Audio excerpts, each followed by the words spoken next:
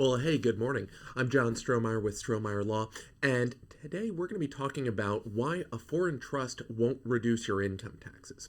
Now, I got up this morning and I started reading the Houston Chronicle, and it turns out there's a Houston attorney who's been charged with tax fraud with helping one of his clients set up a foreign trust to hide income.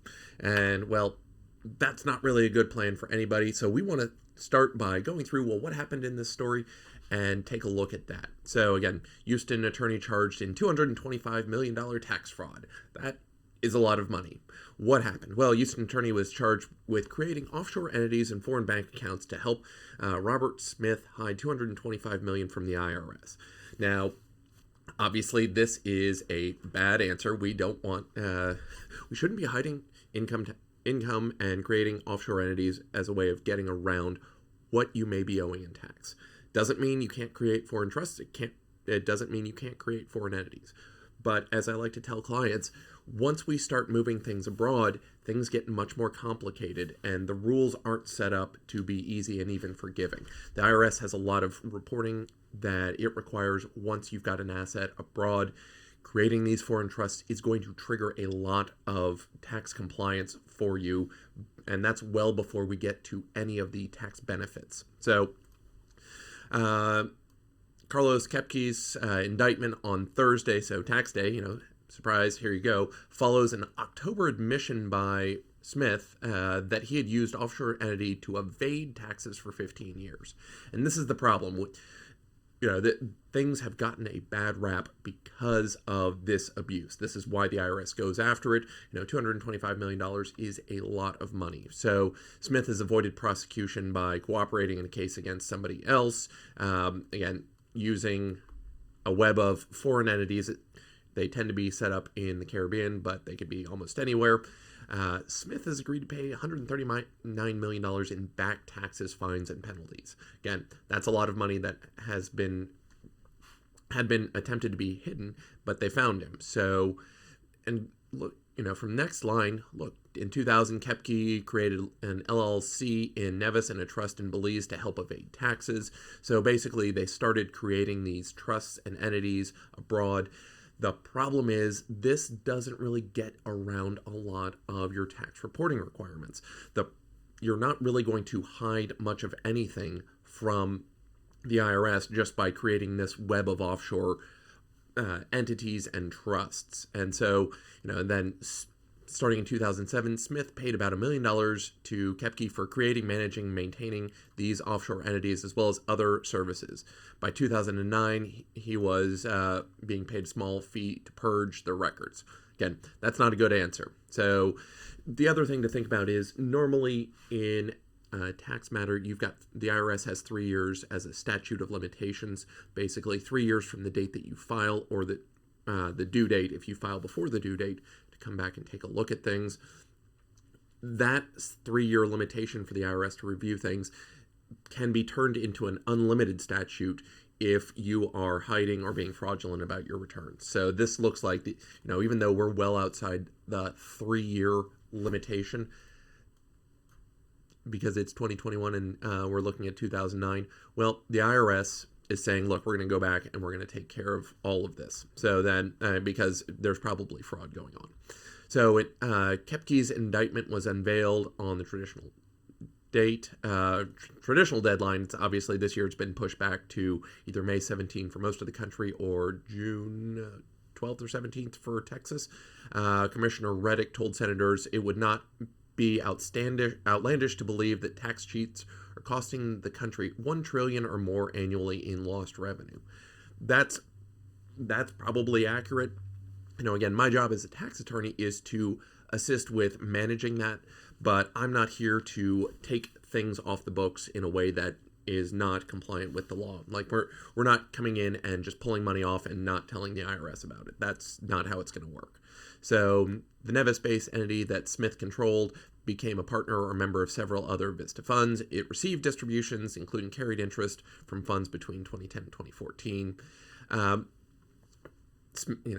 Ultimately, Smith did not disclose on his income tax return his true ownership and control. Now, this is going to be the big issue because part of the way our system is set up is that the IRS has to know what's going on. So the 1040, we produce our own returns. We give the information that we have to the IRS. Now, the IRS also has its information that it gets from W-2s, 1099s, from other taxpayers about your actions. Just because the system is set up as a voluntary system, it doesn't mean that there is somehow some voluntary nature to the tax system. Every year, you've got to file that tax return. You don't get to opt out of it. Similarly, choosing what you want to return or tell the IRS about doesn't get you outside of this. You as a U.S. either a citizen or a U.S. tax resident have to tell the IRS about what's going on. So we think about that in a way of, well, we're going to have to report this. Let's make sure we're presenting the best case to them for whatever your return is going to look like. Now, if we go back to our slides, the first thing we want to think about is how should we be thinking about different types of entities and trust relationships in terms of taxation. I'm not going to go through all of this. The short version and here, I'll put my head in a different place so you can at least take a look at that. Ultimately, individuals, corporations, S corporations, which are a federal tax status, not an entity type, partnerships, and then different types of trusts, all have their own different rates of tax paying, the returns they pay, and when they have to pay those. Now, it's important to also remember corporations and partnerships, as well as limited liability companies, are state-level entities. Trusts are not state-level entities, though they are treated as separate taxpayers for income tax purposes. So first things first, let's start thinking about what does a trust get taxed as. Normally, for Jack Doe, our settlor, grantor, donor, if he puts assets into the 2021 Doe trust, well, the trustee is going to be there to own and operate or own and manage assets. Then there may be a trust for an individual beneficiary, and that distribution to the beneficiary will pick up income tax as it comes out. So who pays the IRS? Ultimately, we're going to have to get money from income here over to the IRS. What are our options? Well, standard option is first a complex and simple trust. That means that the trustee is going to be paying income tax on income generated within the trust. But to the extent that income is distributed out to a beneficiary, then the beneficiary is going to pick up that tax. So what you see is the normal status is here. The trustee income would come into the trust. The trustee, if the trustee retains it, pays that money over to the IRS. Now, if the income is instead distributed out to the beneficiary is responsible for paying any income tax generated on that trust. So that's our standard for trust. This is the kind of the default where we're treating the trust as a separate taxpayer. And this can be either a complex or a simple trust. There's some rules around that, but it's not important to get into that right now. Option number 2, we use this option, a grantor trust, frequently as part of a state and income tax planning, where the donor, the person who's put assets in the trust, remains responsible for paying all of the income tax to the IRS. So even if income comes into the trust, the trustee is not responsible for those paying tax on that. The distributions to the beneficiaries are also not carrying out any income tax obligations to the beneficiary. Whatever income is generated inside the trust, Jack, as the grantor of the trust for income tax purposes, remains on the hook for those taxes. Why do we do this? Jack's not going to get any not going to get any distributions from this trust as a beneficiary.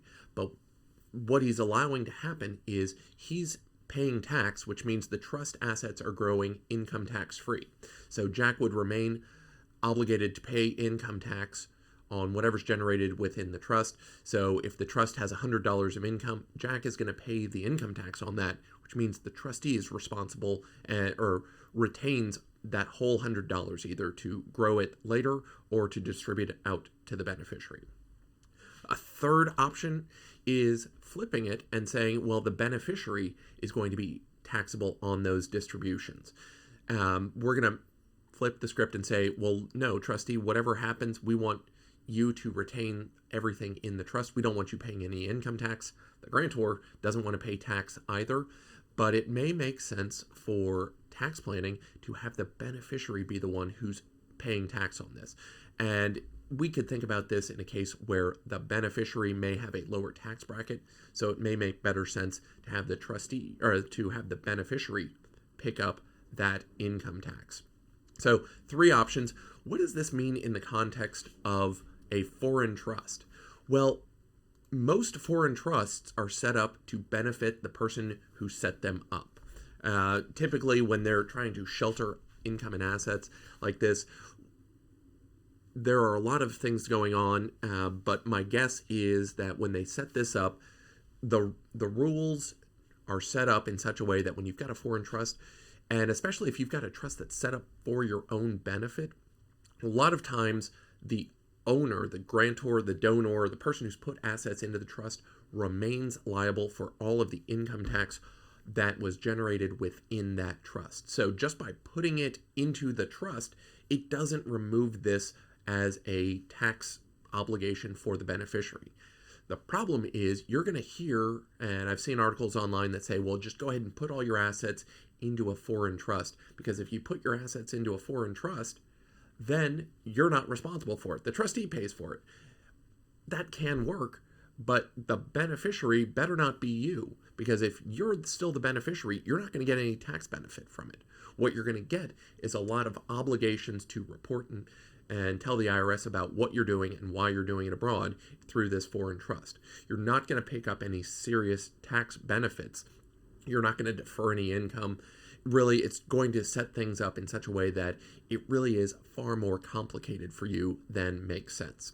So to kind of wrap it all together, here in Houston, we recently had somebody a tax lawyer who assisted a client by putting together an offshore structure of trusts and entities to avoid income tax.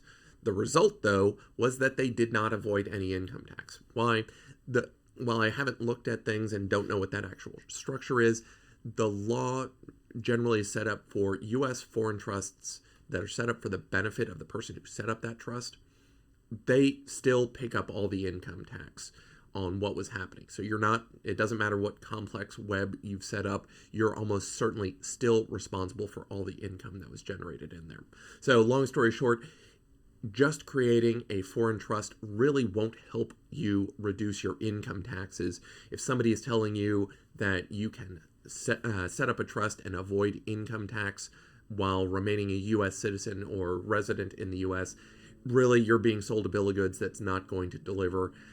When I think about this for clients, we have a lot of obligations and other tax compliance headaches that are going to come up with setting up this foreign trust. So we're not going to do this without having a really good reason. So I hope this was useful. If you got a question, go ahead and leave it in the comments below. Thanks so much.